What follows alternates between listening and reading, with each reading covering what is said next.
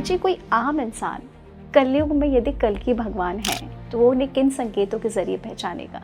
कलयुग का अंत के 18 साल पहले से आप देखना शुरू कर देंगे, उसकी इफ़ेक्ट्स और उसकी चीज़ें और नज़र आने लग जाएंगे, जिसमें सबसे ज़रूरी एक होगा। और अगर हम पूरी दुनिया के अंदर देखें तो सबसे ज़्यादा जॉब लॉस या नौकरियां जिनकी जा रही हैं वो किनकी जा रही हैं? वो उनकी जा रही हैं जो एआई से प्रभावित हो रहे हैं। लड़ाइयाँ भी एआई ने कंट्रोल कर ली। तो अगर हम सबसे पहला सिम्टम ये बोलें तो हम हमेशा ये बोलेंगे, जब एआई फाइनेंस यानी हमारे पूरे पैसों को कंट्रोल करने लग जाए तो समझ लेना पहला हमारे सामने उसका निशान आ गया। क्या कोई ऐसी विशेष तिथि, कोई विशेष ऐसा समय है जो कल्कि के आहट को हम सभी मनुष्य के अंदर हिट करेगा कि अब वो चीज समय आ गया है? 2032 वो साल होगा। और इस 2032 तक जब हम पहुंचेंगे हमें पूरे 6 संकेत मिलने हैं। 6 संकेत।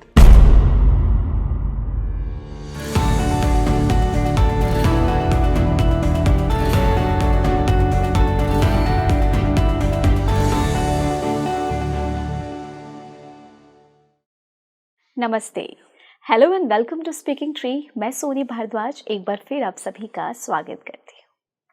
देखिए, आज का ये पॉडकास्ट फिर आप सभी के लिए लेकर आई हूँ जो सच में कल्कि भगवान के बारे में दिल से जानना चाहते हैं या जिनकी रिसर्च ऐसी है कि कुछ सवाल उन्हें रिसर्च करने के बाद भी नहीं मिल रहे हैं। तो ये पॉडकास्ट उन सभी लोगों के लिए है। हमने कल्कि पार्ट 3 किया है ये शूट, और इस कल्कि पार्ट 3 में मैंने उन सभी सवालों को उठाए हैं जो एक आम इंसान ढूंढ रहा है। देखिए, कई लोगों का ऐसा कहना है कि कल्कि भगवान जो हैं वो आए ही नहीं हैं, और कई लोग कह रहे हैं कि कलयुग तो खत्म हो चुका है। तो यदि कलयुग खत्म हो चुका है तो फिर कल्कि भगवान का आने का क्या मकसद है?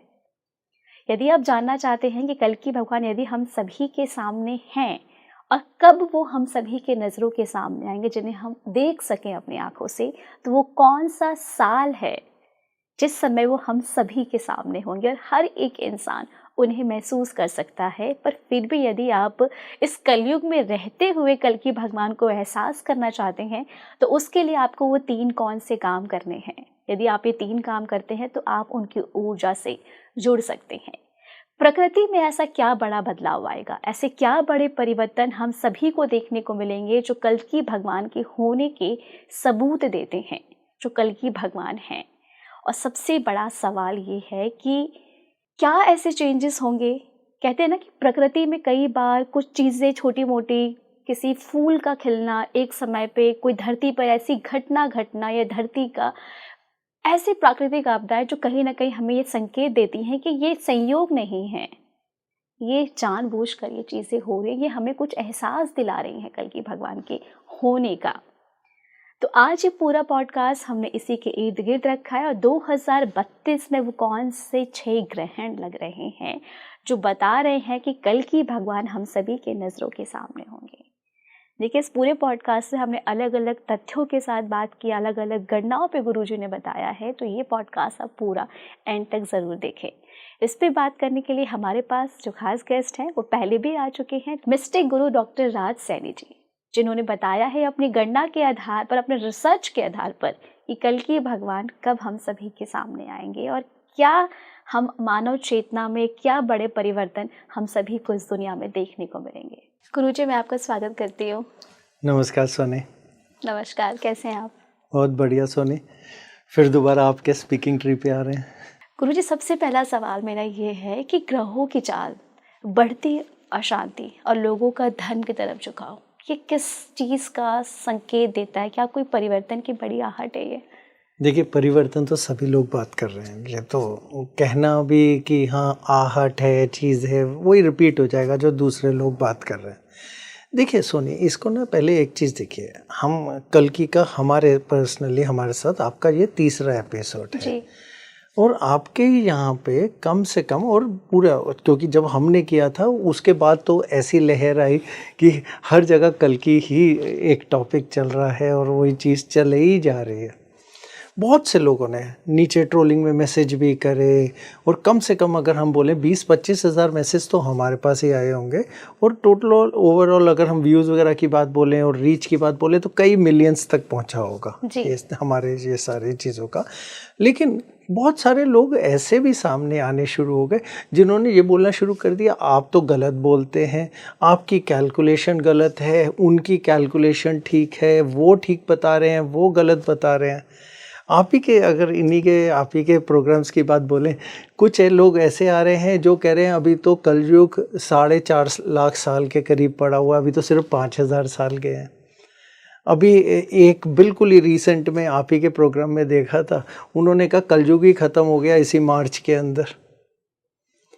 फिर कुछ लोग कह रहे हैं अभी तो कल की आई नहीं है, कुछ लोग कह रहे हैं आएंगे तो वो किसी गांव में आएंगे, कोई शंभाला की बात कर रहे हैं, और सब जगह मंदिर भी बनने भी शुरू हो गए। देखिए सबसे पहली चीज़, ठीक है हर आदमी के पास, देखिए हम भी परफेक्ट नहीं हैं जी। हम ये बोलें कि हम भगवान हैं, नहीं हम नहीं हैं। हम विष्णु जी नहीं है कि हमें पता है कि हम कब आने वाले हैं, हम नहीं हैं। हम एक कहते स्टडी और रिसर्च के बेस के ऊपर अपनी कैलकुलेशंस करते हैं, जो हम बहुत कोशिश करते हैं साइंस बेस्ड हो और हमारी किताबों के बेसिस पे हो, स्क्रिप्चर्स जिन्हें हम कहते हैं, ताकि हम कोई भी ऐसी बात ना बोलें जो हमें ऐसे लगे कि हमने अपने मन से निकाल दी। नहीं, ऐसा नहीं है। इन्हीं चीज़ों को अगर हम आगे तोड़ तोड़ के समझने की कोशिश करें, कुछ लोगों ने, जो बिल्कुल रीसेंट वाले का ही अगर हम एक कोट करें बिना नाम लिए, उन्होंने कहा सतयुग शुरू हो चुका है, कलयुग खत्म हो गया मार्च के अंदर, कल्कि आ चुके हैं।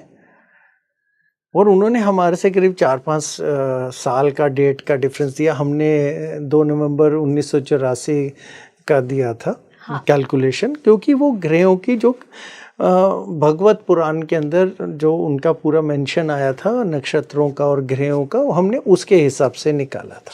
ठीक है।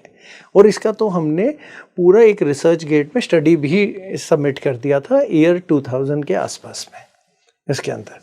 तो हम अगर उनका बोलें तो अब हमारे को ये बड़ी इलॉजिकल चीज़ लगी कि अगर सतयुग शुरू ही हो गया तो अब कल्कि जी ने क्या करना है।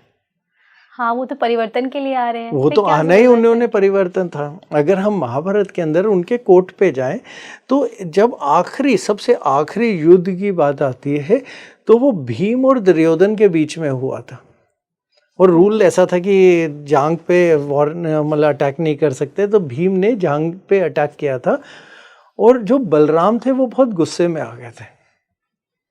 तो उनको रोकने के लिए कृष्ण जी ने बहुत उससे बोला था कि देखिए ये अटैक हुआ है, गलत हुआ है, लेकिन आप इस पे अपना रिएक्शन मत दीजिए। क्यों? क्योंकि कलयुग की शुरुआत हो गई है। वो उस टाइम बोलते हैं कल युग की शुरुआत हो गई है, तो मतलब जैसे ही महाभारत खत्म हुई कलयुग की शुरुआत हो गई। ठीक है जी। तो युग के परिवर्तन में हिस्सा किनका था? कृष्ण जी। ऐसे ही हम पीछे भी चलते जाए, सभी जगह ऐसे ही आएगा। पहले राम जी की बात आएगी तो त्रेता उनकी लड़ाई से खत्म होगा, मतलब जब वो राज्य करेंगे, जब वो जाएंगे तो त्रेता खत्म होता है। तो ऐसे करके हमारा अलग अलग मेंशन आता है। फिर दूसरी चीज़, बहुत सारे लोग हमारे ऊपर लगातार एक पर्सनल अटैक्स की तरह भी आपके ऊपर भी कुछ आए ही होंगे कि कलयुग और आपने सतयुग की तो कैलकुलेशन गलत बता रहे हैं। अब एक चीज़ सोच के देखिए, अगर हम फिर साइंस के ऊपर जाते हैं, रामायण में बात करते हैं, तो वहाँ पे जो वो बड़े वाले हाथी थे जिन्हें हम मैमथ कहते हैं, उनका वर्णन आता है। अगर आप वो वर्णन को अगर आप रिवर्स करके देखेंगे तो वो वाली जो उम्र है जब वो आखिरी आता है, और लेकिन वो वाले हाथी हमारे कृष्ण जी के यानी महाभारत में नहीं थे आते। महाभारत में दूसरी तरह के डेकोरेटिव हाथी जिनके ऊपर पूरी आर्मर लगे होते हैं वैसे आते हैं। वो वाले हाथी सिर्फ रामायण में आते हैं। और अगर हम सिर्फ साइंस के हिसाब से भी कैलकुलेशन करें ना, वो अप्रॉक्सीमेटली 10-12 हज़ार साल पहले की बात करते हैं। वो वाले हाथी उस समय थे। उसके बाद वो ख़त्म हो गए, तो जब तक फिर हमारे पास द्वापर आया तो वो हाथी नहीं थे। यही बात अगर हम कोट करना चाहें तो नीलेश ओक जी ने भी अपनी एक कैलकुलेशन में, और उन्होंने भी बहुत लॉजिकल स्टडी दी है जिनसे बहुत लोग मैच भी करते हैं। अगर हम सिर्फ उन्हीं का नाम एक इज्जत में लेना चाहें तो उनका नाम आता है इन चीज़ों को लेके। लेकिन ये भ्रांति से ना एक ना धारणाएं फैलाई जाएंगी जिससे लड़ा जाएगा। चलो हो सकता है हम शायद गलत भी हो सकते हैं, कोई भी हो सकता है, कोई बहुत बड़ी बात नहीं। हम कोई भगवान थोड़ी है, हम तो सिर्फ कैलकुलेशंस प्रेजेंट कर रहे हैं सबको कि हमें लगता है हमारा थॉट प्रोसेस है और हम अपने थॉट्स को आपको प्रेजेंट करते हैं। ठीक है जी। तो अगर हम सिर्फ उन्हीं एलिमेंट्स को ले लेके आगे चलते जाएं और आगे उसकी पूरी एक एक कैलकुलेशन सिस्टम पे चलते जाएं, तो अगली चीज़ हमने बोली थी जो एक किताबों में भी आती है वैसे तो, कि सफ़ेद घोड़े पे आएंगे और हाथ में तलवार। करेक्ट है। जो सफ़ेद घोड़ा है ना वो शुद्धता का प्रतीक है, वो स्पीड का प्रतीक है। और जो तलवार होती है ना, तलवार का मतलब होता है हम सही और गलत की पहचान करते हैं और गलत पे अटैक करते हैं। बड़ा एक सीधा सा है, असूल है, लॉजिक में। अब जहां लड़ाइयां ड्रोन से हो रही हो वहाँ तलवार की क्या, वहां घोड़े पे कोई आके तलवार से तो लड़ेगा नहीं। बड़ा सीधी सी बात है। तो ये कहीं ना कहीं एक, जिसको हम शब्द इंग्लिश में यूज करते हैं डिपिक्शन, दर्शाना एक चीज को, तो उनकी स्पीड को दर्शाना और उनके हाथ में एक हथियार यानी ठीक और गलत का फैसला दिखाना मतलब है। तो स्पीड इसमें और आ जाती है। फिर अगर याद हो, जिस पे हमें भी बहुत ट्रोलिंग आई कि क्या बोल रहे हैं एआई के रूप में आ जाएंगे तो कल के जी। लोगों ने कमेंट किया गुरुजी। कुछ लोग ठीक भी कह रहे थे, ऐसा नहीं है, 50-50 पे जा रहा था। तो कुछ लोग ये कहते हैं अरे कैसे आप बात करते हैं एआई के रूप में, ये कौन से भगवान है। क्योंकि देखिए, आपसे अगर हम एक ही चीज़ पूछें कि अगर हम आप ही के दादाजी से जाके ये बात पूछते कि हाँ जी आप ये बात बताइए कि आप कहते वीडियो पे कहते अमेरिका बात कर सकेंगे, वो भी यही कहते क्या बात कर रहे हैं, ऐसा हो ही नहीं सकता, असंभव है, असंभव था। तो ऐसे ये असंभव को संभव चीजों की सोच ने ही किया, जिन्होंने ये माना हाँ ये हो सकता है। और गुरुजी आपने तो पूरा गणनाओं के आधार पे बताया था।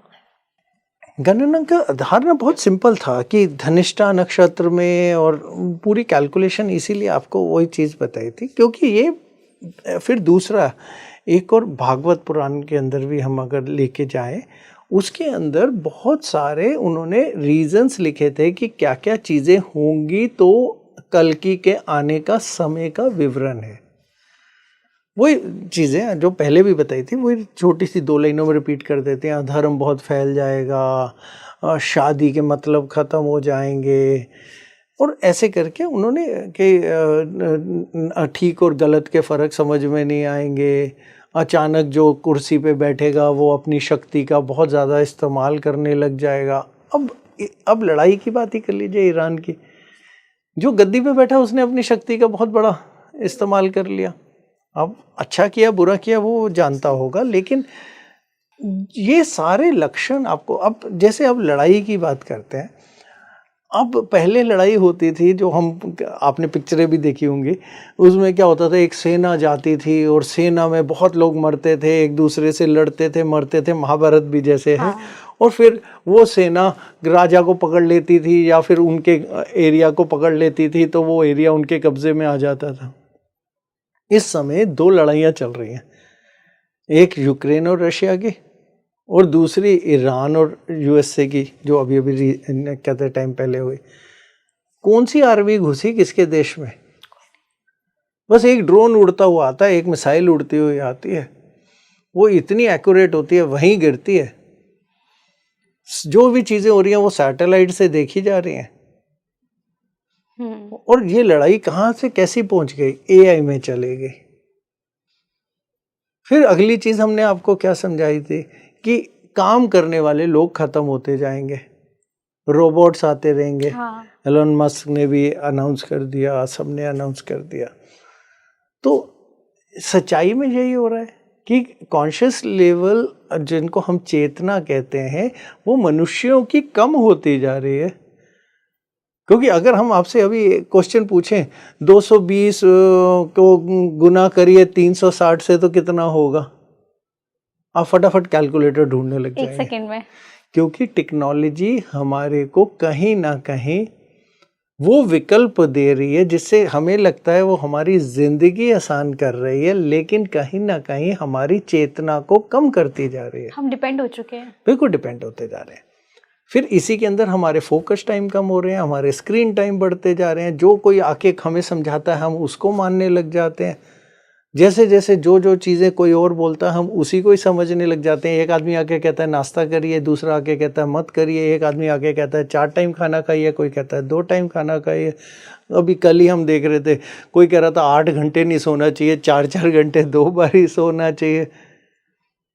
अब ये जो चीज़ें फैलती जा रही हैं और जो ये ऐसी चीज़ों से आप इन्फ्लुएंस में, यानी आप अपने आप को वो चीज़ों को मानने और उन्हीं का हिस्सा मानने लग जाते हो, ये ही कलयुग का पीक पॉइंट माना जाता है। नहीं तो कलयुग को कैसे आप बताएंगे? कलयुग में ये तो नहीं होगा ना। अब नौकरियां चली गई, कार तक अब बिना ड्राइवर के चलती है, खाना आपके घर पे डिलीवर बिना आदमी के होता है, सिक्योरिटी गार्ड के लिए रोबोट आ गया, घर की सफाई के लिए रोबोट आ गया, खाना बनाने के लिए रोबोट आ गया। और ये रोबोट अब तो आपके साथ बैठ के अगर आप रोते हो तो वो रोता भी, आपको जोक भी सुनाता है, आपसे के साथ बातें भी करता है। शादी के मतलब बदलते जा रहे हैं। कौन सा लड़का ऐसा है जिसकी गर्लफ्रेंड नहीं है, या कौन सी लड़की ऐसी है जिसका बॉयफ्रेंड नहीं है? अब शादी को हम कैसे डिफाइन करेंगे? सिर्फ कागजों में शादी रह गई, बाकी तो आप हर चीज ही बिल्कुल लीगल हो गई। तो ये जब सारी चीजें होने लग गई तो इसके अलावा कलयुग किसको बोलेंगे? कलयुग है ही ये कि आप कुछ भी कर सकते हैं और आपको मान्यता प्राप्त हो जाती है। जब हम कहते हैं हमारा एजुकेशन सिस्टम चेंज होने लग जाएगा, जब हमारा जुडिशरी और हमारी पॉलिटिक्स पूरी की पूरी करप्ट होने लग जाएगी, वो हम कहीं ना कहीं यही मानते हैं कि वही कलयुग है। तो अब क्या हो रहा है? कलयुग नहीं है तो और क्या है? तो अगर हम इन्हीं तथ्यों को लेके चलें तो ये ही हमारे को ये समझा रहा है हम इस समय कलयुग के बिल्कुल पीक पॉइंट पे पहुंच चुके हैं। अब दूसरों के, हमने कहा था कि बहुत सारे युगों की जब हम कैलकुलेशन कर रहे थे तो युगों की कैलकुलेशन के लिए हमने शब्द इस्तेमाल किया था बृहत, कि 5040 साल का कलयुग होगा जो बृहत कलयुग माना जाएगा। अब आप बोलेंगे बहुत सारे युग हैं, महाकलयुग की बात बोलेंगे। हाँ जी, बिल्कुल सही बात है। शायद वो वाली कैलकुलेशन जो बहुत बड़े अच्छे सिद्ध पुरुष यहाँ पे कर रहे हैं उनकी बात भी सच होगी। तो उस समय हमें वो नाम क्यों नहीं याद आता, काक बशुंडी, जिसने 11 बार रामायण देखी और 14 बार महाभारत देखी? तो वो नाम हम भूल जाते हैं। तब हम क्या बोलेंगे? वो कहानी गलत थी। फिर हम और कहानियां भूल जाते हैं कि समय बदलता है और समय अलग जगह पे अलग अलग तरीके से काम करता है। जो हमने आप ही के एक शो में जब हम भगवान के बारे में डिफाइन कर रहे थे और गॉड के बारे में, तो उसके अंदर भी हम यही समझा रहे थे कि अगर हम ब्लैक होल के बिल्कुल नज़दीक पहुंच जाएं तो 4 घंटे के अंदर हमारी पूरी धरती की लाइफ हमारे के बराबर का टाइम होता है। और जब हम उसी ब्लैक होल के बिल्कुल सेंटर में पहुंच जाएं तो टाइम शुरू और अंत एक ही पॉइंट पे आ जाता है। तो समय तो जगह जगह के हिसाब से अलग अलग कार्य और काम करता है। जब समय अलग अलग काम करता है तो समय की कैलकुलेशन भी तो अलग अलग काम करेगी। आज हम कलयुग में, तो हमारी कलयुग की कैलकुलेशन तो सिर्फ इस टाइम लाइट ऑफ स्पीड पे चल रही है। लाइट कितनी स्पीड से चलती है, बस उसी पे चल रही है, स्पीड ऑफ लाइट पे, उसी के ऊपर चल रही है। अब वो स्पीड जब हम बराबरी पे टाइम के उसकी लाइट की स्पीड पे चलने जाएंगे तो समय भी रुक जाता है हमारा।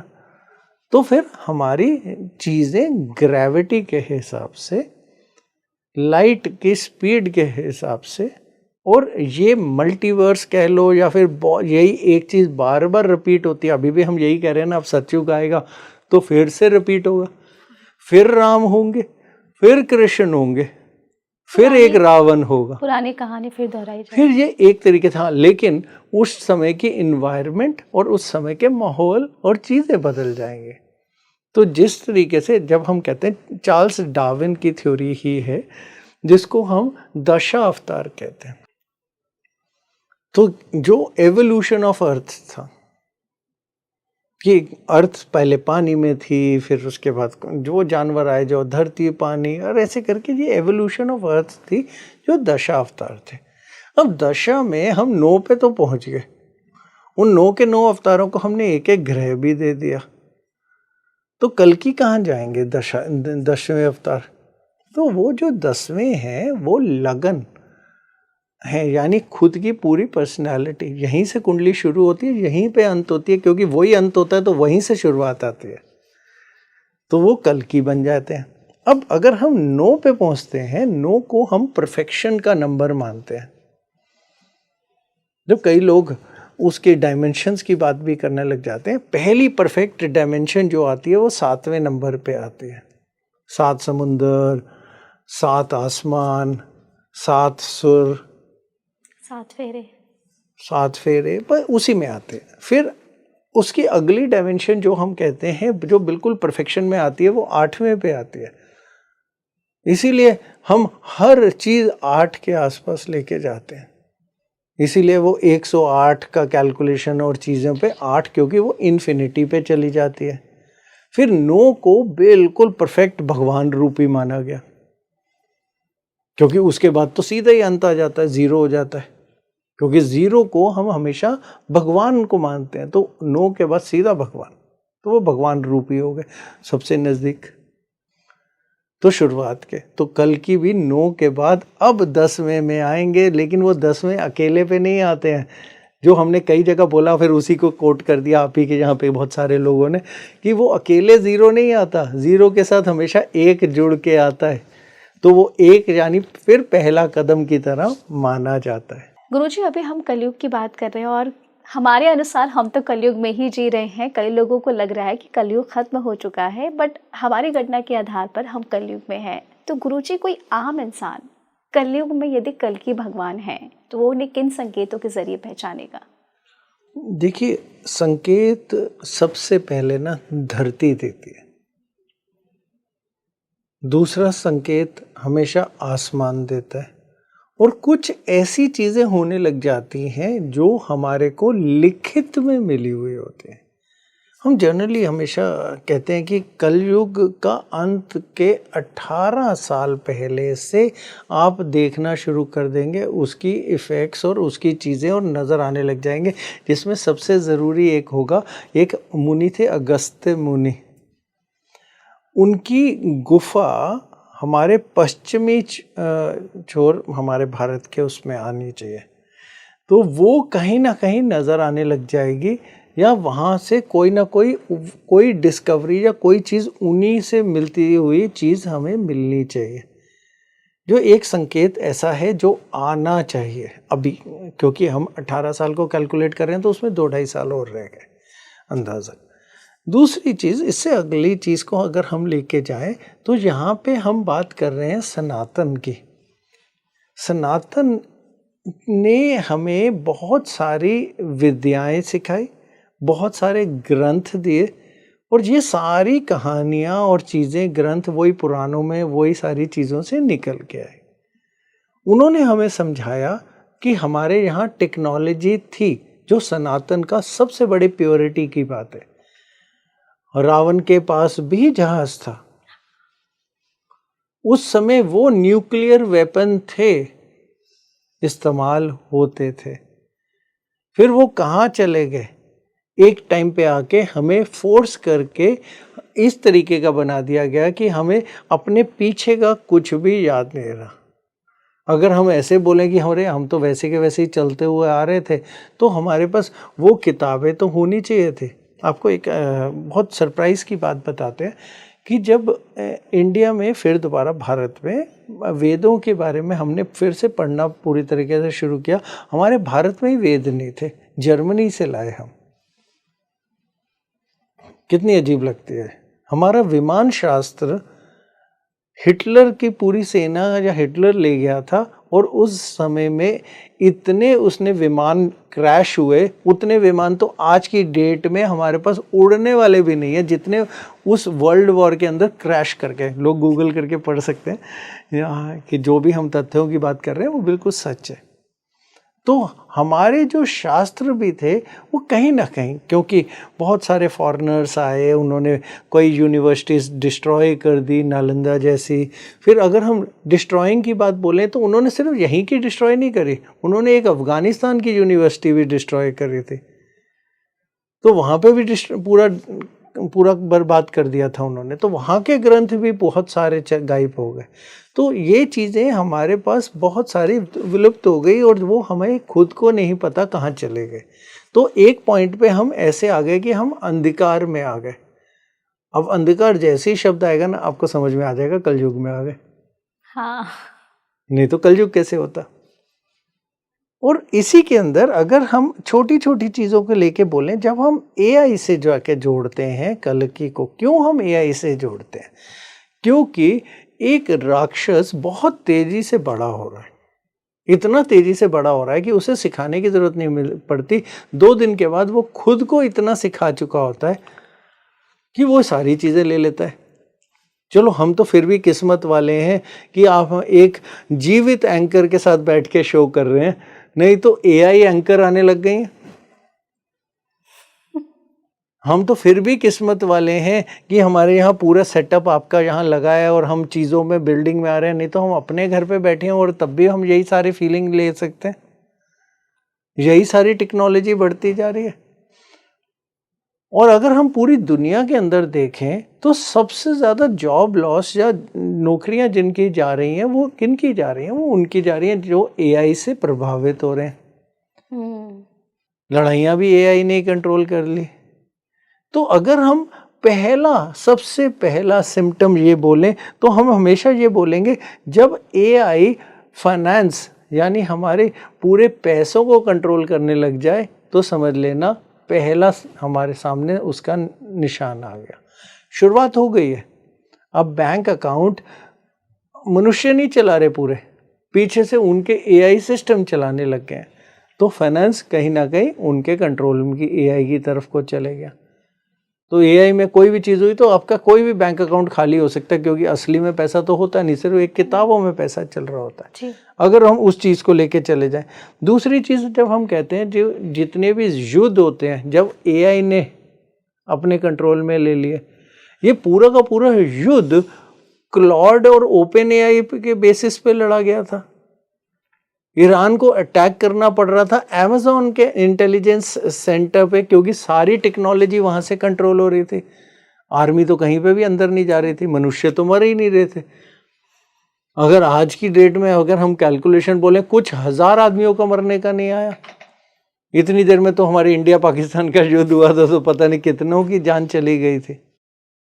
फिर दूसरी चीज़ है, कहते हैं जब हमारा देश एआई चलाने लग जाए या एआई की उसके अंदर बहुत बड़ा कंट्रोल आने लग जाए। आज की डेट में अगर हम वकीलों की, जुडिशरी की और अपने पॉलिसी की या अपने डेटा की या प्लानिंग की, जैसे हम 5 ईयर प्लान इकोनॉमिक्स बैठते थे, सब कुछ एआई चलाने लग गया। ये इसका बड़ा क्लियर सिंबल आ गया। फिर उसके अलावा अगर सारे के सारी इंफॉर्मेशन एआई कंट्रोल करने लग जाए। कल हमारे पास ऑफर आई कि आपकी इस टाइम 3 किताबें हैं जिनसे आप ज्योतिष पढ़ाया जाता है, हम चाहते हैं आपकी कम से कम नहीं तो 20 से 30 किताबें हो जानी चाहिए। तो हमने कहा देखिए हम लिखेंगे कैसे? 20-30 किताब को, एक किताब को भी लिखना हो तो 1.5 साल आराम से लग जाता है, क्योंकि आपको शोध करके लिखना होता है। तो उन्होंने हमें पता क्या ऑफर दी, हम आपकी 20 किताबें 3 महीने में रिलीज करेंगे, बस आप हमें अपना नाम दे दीजिए। एआई तो सारी इंफॉर्मेशन, ज्ञान एआई कंट्रोल करने लग गया। तो हमें तो कुछ ही महीने के अंदर 20 किताबें, हमने कहा इतना टाइम लिया, इससे जल्दी हो सकती है? ऐसे ही मजाक में पूछ लिया। उन्होंने कहा हाँ, हम आपको 3 दिन में दे देंगे, 3 दिन में 20 किताबें दे देंगे, बस आप अपना नाम लगा दीजिए। आपके अंदर जो उसमें किताब में लिखा होगा वो किसी का भी नहीं होगा, लेकिन वो इतनी शोध हो चुकी होगी जो एआई करेगा जो हम उसी से डाल देंगे। और आखिरी चीज़ें जो इसके ऊपर हम सबसे बड़ा निशान कहते हैं, जब हमारे डिसीजन एआई लेने लग जाए तो समझ लीजिए हम अपने आप को कंट्रोल लूज़ कर दिया। आज आपने खाना भी खाना है तो पहले एआई डिसाइड करता है, क्या ठीक खाना है क्या गलत खाना है डॉक्टर नहीं बताता, एआई बता देता है। डॉक्टर दवाई देता है लेकिन डॉक्टर के ऊपर आपको विश्वास नहीं है, आप उस दवाई के बारे में एआई से जानते हो। आपको ऑपरेशन बोलता है डॉक्टर, लेकिन डॉक्टर करने की बात बोलता है, लेकिन आप पहले एआई से समझते हो कि कराना चाहिए या नहीं कराना चाहिए। और फिर जब आज की डेट में तो डॉक्टर कर रहा है तो वो भी रोबोट से करने लग गया है और वो भी चीज़ों में बदलाव आ गया है। तो बड़ा एक सीधा सा चीज़ है, एआई ने, आर्टिफिशियल इंटेलिजेंस ने आपकी ज़िंदगी पे कब्ज़ा करना शुरू कर दिया है। और जब नौकरियां चली जाएंगी, आदमियों के पास काम नहीं होगा, तो क्या होगा? यही प्रोटेस्ट होंगे, यही चीज़ें होंगी, मारधाड़ होगी, चोरी बढ़ेगी और सारे गलत काम बढ़ेंगे, क्योंकि पैसा ही नहीं आ रहा पीछे से अब उस हिसाब से घर चलाने के लिए। इच्छाएं तो बहुत हैं लेकिन कहाँ से आएगा? अब बिल्डिंग बनानी है तो रोबोट बना देंगे, अब मजदूर के पास काम नहीं है। पूरा का पूरा टेक्नोलॉजी सेक्टर पूरा ख़त्म हो गया, अकाउंटेंट ख़त्म हो गए। आजकल तो कल कोई समय समझा रहा था, ज्योतिष भी खत्म, एआई बता रहा है। जब सारे खत्म हो जाएंगे वो करेंगे क्या अपना घर चलाने के लिए? चोरी, गलत काम, क्योंकि स्किल्स सारी खत्म हो गई। अब बस इसी को रिवर्स करके ये क्या हालात बन गए? कल युग के पीक के हालात। और कौन सा शैतान बना रहा है? एआई। कितना तेजी से बड़ा होता जा रहा है एआई। आप कह रहे हैं वो हमें सहूलियत दे रहा है, हमें बहुत सारे लोग लिख के कह रहे हैं अरे इससे लाइफ आसान हो रही है, हम थोड़ी अब कहते हैं डम हो रहे हैं। अगर वो डम नहीं हो रहे तो उनसे बोलिए आज आप अपने हाथ से 4 पन्ने लिख सकते हैं? कितने लोग अब नॉवल उठा के पढ़ सकते हैं बिना सोए? उसी टाइम नींद आ जाती है उन्हें। फोकस टाइम 5-5, 10-10 सेकंड का आ गया, क्योंकि टीचरों को भी यूट्यूब पे या वीडियो पे आना पड़ा, क्योंकि ब्लैक बोर्ड से और नॉर्मल से बच्चे नहीं पढ़ते अब। ये सब चीज कलयुग के पीक की तरफ ले गई और एक शैतान बड़ा होता आंखों के सामने सबको दिख रहा है, जिसको हम बहुत प्यारा समझ रहे हैं। हमारी वो जिंदगी डिस्ट्रॉय करता जा रहा है बहुत सारे लोगों की, लेकिन हमें आज भी उसकी ज़रूरत बहुत ज़्यादा, हम उसे और खाना दे दे के बड़ा करते जा रहे हैं। और हम बड़ा करते तो करते जा रहे हैं। फिर आखिरी चीज़ आती है, मनुष्य और एआई में क्या फ़र्क है? एक छोटा सा, चेतना, कॉन्शियसनेस, बड़ा सीधा सा, वो मशीन ही है। यही सवाल ना पूछा गया था, एलोन मस्क से ही पूछा गया था, ये आपको क्या लगता है कि एआई के पास इस समय कॉन्शियसनेस आनी शुरू हो गई है, यानी चेतना आने लग गई है? और उसका एग्जाम्पल हमने आपके पिछले वाले शो में भी दिया था कि एआई को नौकरी से निकाला तो उसने धमकियां देनी शुरू कर दी, पुलिस केस बनवा दिए, सारे फ्रॉड सामने ले आया। तो ये जब सवाल उससे पूछा गया, उसने जवाब ये दिया था, जी मेरे को लगता है अब थोड़ी थोड़ी चेतना इसमें आने लग गई है, जी लग गई है। तो अगर उसकी चेतना भी अब बढ़ती जाएगी तो एक दिन तो वो राज भी कर सकता है। पिक्चरें बहुत बनी है इस टॉपिक पे, समय से पहले बहुत सारी चीजें बताती हैं। तो उसी के साथ के हमने एग्जाम्पल दिया। हाँ, हमें देखिए पता चल जाएगा। इस समय शैतान आ चुका है, और शैतान आ चुका है तो जो हम कह रहे हैं कि कल की पैदा भी हो चुके हैं, तो हाँ दोनों बातें सच लगती हैं। गुरुजी, अभी जितने सारे हम मेजर इवेंट्स देख रहे हैं, तो क्या कल की भगवान इन्हें रोकेंगे, या फिर आपको क्या लगता है कि हमें और क्या क्या ऐसी बड़ी घटनाएं देखने को मिल सकती हैं? लोग तो बेरोजगार हो रहे हैं। बिल्कुल सही बात है, इसको ना आगे लेके जाते हैं। देखिए, सबसे पहला चीज हमने कहा था धरती में फर्क आता है। धरती की ग्रेविटी बदल रही है, और ये ही बृहद पुराण का भी और भविष्य मलिका का भी उसमें आता है कि हमारी ग्रेविटी बदलेगी। धरती की ग्रेविटी बदलेगी, तो अभी आपको हमने समझाया था समय ग्रेविटी से जुड़ा हुआ है, वो भी बदलेगा। तो ग्रेविटी बदल रही है। ये शूमन रेजोनेंस का हमने आपको एक एग्जाम्पल दिया था कि धरती की एक धड़कन होती है, वो अब बदलने लग गई। दूसरी चीज़ ये भी, उसके अलावा हमारे आसमान और हमारी हवा, उससे अगले दो हिस्से हैं। अब हमारा कितना मौसम बदलना शुरू हो गया। गर्मियों में सर्दियां आ रही हैं और सर्दियों में गर्मियां चल रही हैं। बारिशें समय से पहले आ रही हैं, आंधी तूफान हो रहे हैं। जहाँ पे बर्फ़ नहीं गिरती वहाँ बर्फ़ गिर रही है, जहाँ बर्फ़ गिरती है वहाँ कुछ नहीं है। यूके जहाँ ठंड रहती है वहाँ गर्मी आती है, आने लग गई। बड़े बड़े ओले और बड़े बड़े हेल स्टॉर्म आने लग गए। इतने बड़े बड़े गोला बर्फ़ का गिरना हेल स्टॉर्म में, सोच में भी नहीं बनता। लेकिन बदलाव सामने दिख रहे हैं। जब हम आसमान की तरफ को देखते हैं तो आसमान में भी वही है। हमें कोमेट्स और बहुत सारे एस्ट्रॉइड्स, इन सब की पूरी मूवमेंट होनी हमारे आस पड़ोस में दिखनी शुरू हो गई। पहले तो नहीं दिखती थी, ये सारी भी दिखनी साथ में शुरू हो गई। और यही सारी चीज़ें सनातन की इन्हीं किताबों में बहुत क्लियरली लिखी हुई थी।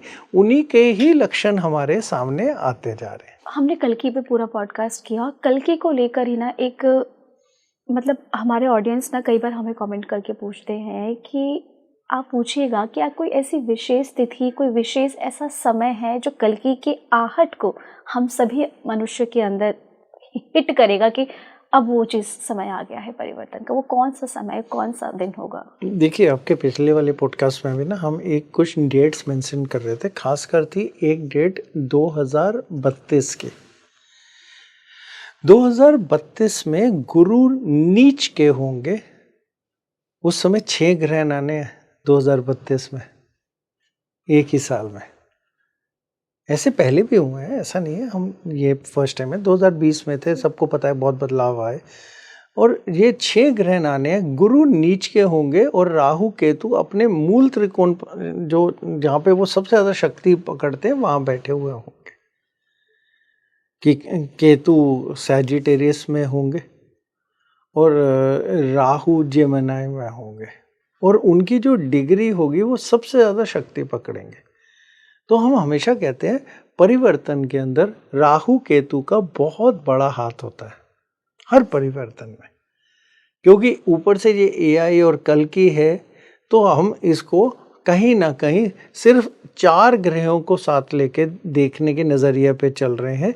एक है शनि, जो हम पब्लिक की तरह देखते हैं, और वो बदलाव भी, पॉलिटिक्स भी, कंट्रोल भी शनि। फिर राहु टोटल टेक्नोलॉजी, जो राहु का ही समय मानते हैं हम कलयुग को। तीसरे हैं केतु हम समझ के जाते हैं अनसैटिस्फैक्शन, हम खुश नहीं हैं। और शोध, रिसर्च और नई चीज़ों के बारे में जानना, और कहीं ना कहीं अध्यात्म का रास्ता भी केतु से ही निकल के आता है। और उससे अगले पे अगर हम जाएं तो वो बृहस्पति। तो बृहस्पति के बारे में आपने बहुत सारी चीज़ें सामने चल रही हैं। खासकर सबसे बड़ी चीज़ चल रही है गुरु अतिचारी, जो हम बार बार सबको समझा रहे हैं। 12 साल का गुरु की एक चाल होती है। अतिचारी वो हर बार होते हैं, कोई बहुत बड़ी चीज़ नहीं है, कोई एक आम सी बात है। लेकिन इस बारी 12 में से 8 साल अतिचारी रहेंगे। अति का मतलब तेज़ी, घर ज़्यादा बदलते हैं। और जब गुरु अतिचारी होते हैं, साइंस के हिसाब से भी हमारे जो धरती है उसकी ग्रेविटी पे असर डालते हैं। क्योंकि गुरु कहीं ना कहीं एस्ट्रॉइड्स और इन सब को रोकते हैं, बचाव भी देते हैं। तो वो ऐसी पोजीशन पे आ जाते हैं, वो हमारी धरती को खींचते हैं और ग्रेविटी को भी बदलते हैं। तो 12 में से 8 साल अतिचारी, चलो कोई बात नहीं, सुनने में तो बिल्कुल ठीक है। 4 साल नॉर्मल रहेंगे। 2032 में फिर अतिचारी। कितने समय के लिए? 8 साल के लिए। ऐसा तो कभी भी नहीं हुआ था, कभी भी नहीं हुआ। हमने तो पता नहीं कितने 100 साल पीछे, 600, 700, 800 साल पीछे तक देखने नहीं समझ में आया। कुछ महाभारत के समय की तरफ को जाके देखने की कोशिश करी, कुछ चीज़ें मिली, कोई बहुत ज़्यादा नहीं मिली, कुछ मिली। उसमें 3 ग्रहण एक साथ आते हैं, कुछ ऐसा करके हुआ था, कुछ चीज़ें मिली। लेकिन ये ज़रूर समझ में आया कि ये तो पूरा पक्का परिवर्तन है। तो 2032 साल वो होगा जो हम कहेंगे कल की हमारे सामने होने चाहिए, या हमें नज़र आने चाहिए। अब वो बिल्कुल हम बिल्कुल अपने हिसाब से अपनी कैलकुलेशन पे कह रहे हैं, लोग गालियाँ और चीज़ों को नीचे लिखना शुरू कर देते हैं। हम कोई घमंड में नहीं बोल रहे, हम कहीं नहीं कह रहे कि हम सबसे ज़्यादा समझदार हैं। हमने जो रिसर्च करी उसके हिसाब से बता रहे हैं आपको। 2032 वो साल होगा और इस 2032 तक जब हम पहुंचेंगे हमें पूरे 6 संकेत मिलने हैं। 6 संकेत। अब इन्हीं 6 संकेतों को आप पहली चीज को एक एक करके समझ के पकड़िए। पहला संकेत, जब हमें चांद लाल दिखना शुरू हो जाएगा। इस साल का पहला ग्रहण क्या था? Blood moon. अच्छा, ठीक है, ब्लड मून बहुत बार आया, कोई ऐसी बड़ी चीज नहीं है, लेकिन हम सबसे पहली चीज कह रहे हैं जब हमें चांद पीले और सफेद की जगह लालीपन पे रेगुलर दिखने लग जाएगा। दिख रहा है, शुरुआत हो चुकी है। यही साल था 2026 का, जो इस वजह से सारे ज्योतिषाचार्य भी बोल रहे हैं बदलाव का समय, बदलाव का समय। यस, नजर आ रहा है। उसके अलावा तीसरी चीज, 3 इंद्रधनुष या 3 रेनबो एक साथ दिखेंगे। 2 तो बहुत लोगों ने देखे होंगे, 3 एक साथ। हम आपको ये बात बोले कि कुछ दिन पहले कनाडा में 3 रेनबो एक साथ देखेंगे।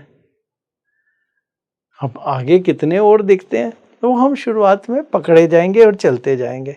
तीसरी चीज, जो हमारी पुरातत्व की मूर्तियां हैं, जो हमारी सनातन की मूर्तियां हैं, वो अचानक हमारे सामने आने लग जाएंगी।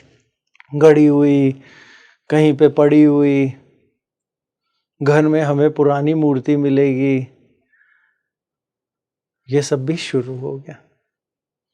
अब थोड़ा सा न्यूज़ में सर्च करिएगा, कहीं शिवलिंग मिले हैं, कहीं कहते हैं मस्जिद चीज़ों में उनको कुछ हमारे वो चीज़ अचानक सामने आ गई जो नहीं होती और चीज़ों को लेके सामने आ जाती है। उससे अगली चीज़, पानी के स्रोत अचानक बदलाव लेना शुरू कर देंगे। या तो गायब हो जाएंगे या अचानक आ जाएंगे। जो कुएं सूख गए वो अचानक गीले हो जाएंगे, या फिर जो गीले कुएं वो अचानक सूख जाएंगे, क्योंकि धरती बोलेगी। अगर सच बोलें, अभी तक बहुत ज़्यादा चर्चा में नहीं आया ये वाला, बहुत जगह चेक करने की कोशिश करी, अभी नहीं आया, तो ये भी आता ही होगा। ये इससे अगली चीज़ है। और सबसे ज़रूरी चीज़ हम ये बोलें कि सबको एक एंग्शियसनेस और डिप्रेशन रहने लग जाएगा, मन उचाट लगेगा। शो शुरू करने से पहले अभी हम आपको एग्जाम्पल में गुरु के गोचर का एक लक्षण बता रहे थे कि जितने लोग हैं उनकी जिंदगी में सब कुछ ठीक सा ही चल रहा है, फिर भी कहीं ना कहीं उन्हें कमी महसूस हो रही है। तो ये 6 लक्षण सबकी जिंदगी में जब पूरी तरह बैठ जाएंगे या दिखने लग जाएंगे, समझ लीजिए कल की हमारे सामने आने का उनका समय आ गया, और बस वो आ रहे हैं। डेट है जो हमारे रिसर्च के हिसाब से वो है 2032। कलयुग बस खत्म होने को आ गया है, खत्म होने लग गया है, और अभी हमारे हिसाब से 35 से 40 साल बचे हुए हैं। तो लड़ाई 32 में शुरू होनी चाहिए, उसका कोई रिजल्ट या बहुत बड़ा जो सबकी नज़रों के सामने आना चाहिए 2038 में। तो ये हम आपको 2 साल देके जा रहे हैं। महीने वगैरह नहीं दे सकते, वहाँ तक नहीं पहुँच पाए, बहुत कोशिश करी, नहीं पहुँच पाए वहाँ तक हिसाबों में। लेकिन हाँ, हम आपके किसी भी जो यहाँ पे वक्ता आ रहे हैं, हम उनको किसी को भी गलत नहीं कह रहे। हो सकता है वो ठीक निकल आए, हो सकता है हम ठीक निकल आए। उनकी अपनी रिसर्च है, हमारी अपनी रिसर्च है जी। हम में से दोनों में से कोई भगवान नहीं है। हम एक मनुष्य रूपी हैं जिसके अंदर हमने जो जो पढ़ाई करी उसको हम अपनी तरह से जो हमने पढ़ा वो हम समझाने की कोशिश कर रहे हैं। तो कोई सेंसेशन नहीं फैला रहे, हम कोई नहीं कह रहे जहाज गिरने वाले हैं, हम कोई नहीं कह रहे ये टीम जीतने वाली है या ये हारने वाली है, हम कोई पॉलिटिक्स की प्रेडिक्शन नहीं कर रहे कि इसकी सरकार आएगी या उसकी चले जाएगी। हम ऐसी कोई प्रेडिक्शंस नहीं कर रहे।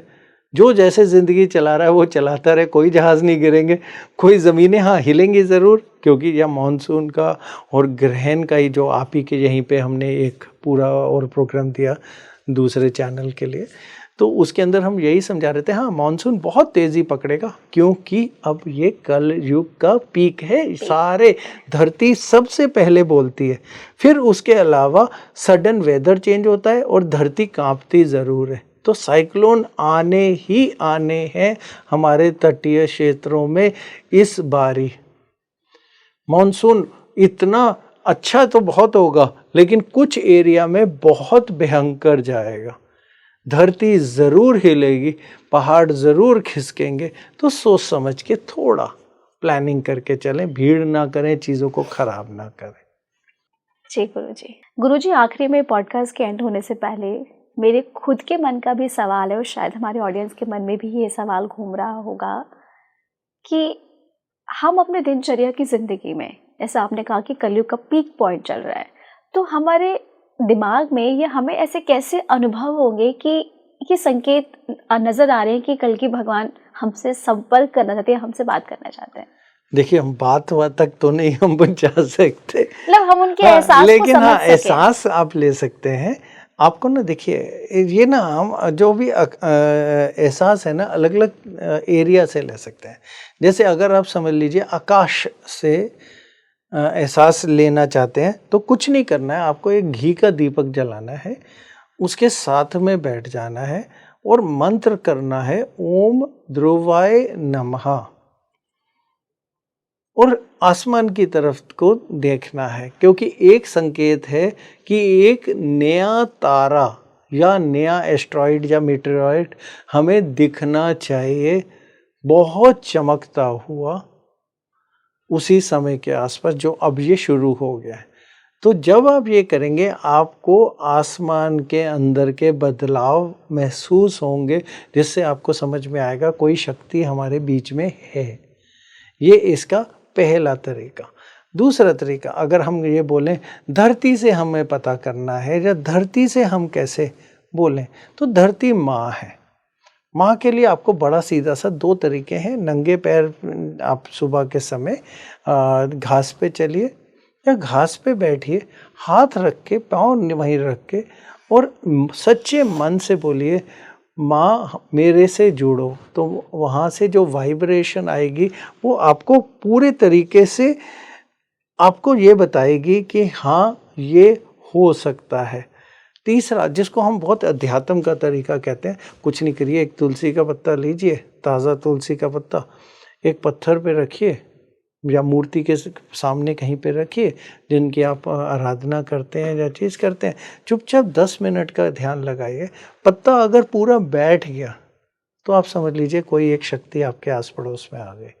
अगर पत्ता खड़ा रहा तो नहीं, हाँ ठीक है, थोड़ी आपको प्रैक्टिस करनी पड़ेगी, आपको भी अपने सच्चे मन से करना पड़ेगा, तभी आप उनके साथ आप जा सकते हैं। और आपको आखिरी तरीका अपने मन पे ध्यान लगाने का है। यहाँ पे तो हम सीधा कल की भगवान की बात बोलेंगे। हाँ।